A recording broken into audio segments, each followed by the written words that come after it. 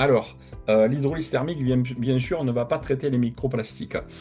Par contre, hein, si vous avez des présences de microplastiques dans les boues et que vous les passez dans de l'hydrolyse thermique, vous allez avoir une séparabilité bien plus efficace. Pourquoi? Parce qu'en fait, l'hydrolyse thermique diminue la viscosité des boues. Donc ça, c'est un constat unanime de la part des opérateurs. Lorsqu'on passe des boues qui ont des contaminations en microplastiques dans des unités d'hydrolyse thermique. Ensuite, lors de la séparation, on a une séparation, un taux de séparation beaucoup plus efficace, un taux de captage beaucoup plus efficace. Donc, en ce qui concerne cette question, c'est très très simple. On a une prédéshydratation, donc on va installer une unité de type centrifugeuse en amont de l'hydrolyse thermique. Ça, c'est la configuration où on est en amont du digesteur. Donc, dans les périphériques d'une unité d'hydrolyse thermique, vous allez avoir généralement une déshydratation supplémentaire par centrif. Vous allez avoir le deuxième périphérique, c'est la chaudière vapeur.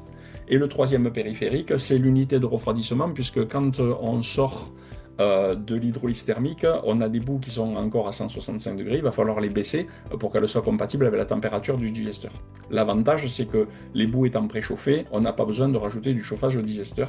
Donc dans le bilan énergétique total, le chauffage du digesteur est déduit en fait.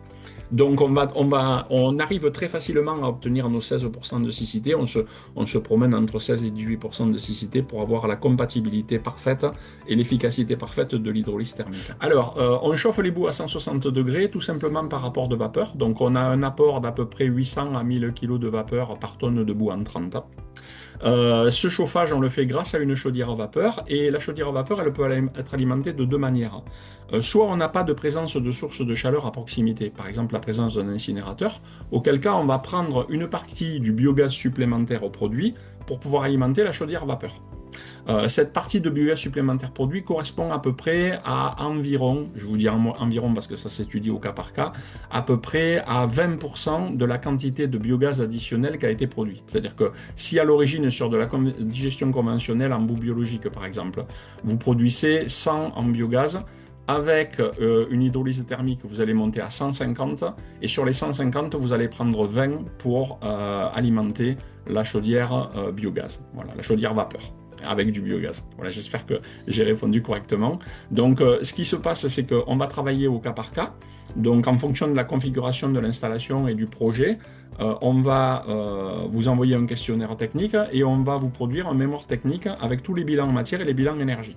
Donc, pour ce qui concerne tous les projets potentiels, quand on travaille, que ce soit avec des consultants, des constructeurs, des bureaux d'études, on va toujours travailler je dirais la main dans la main, au coude à coude, en proposant, à titre gratuit, hein, des bilans thermiques et des bilans énergie et des bilans matière complets pour pouvoir bien sélectionner la bonne méthode et pouvoir comparer le résultat de l'hydrolyse thermique avec d'autres solutions.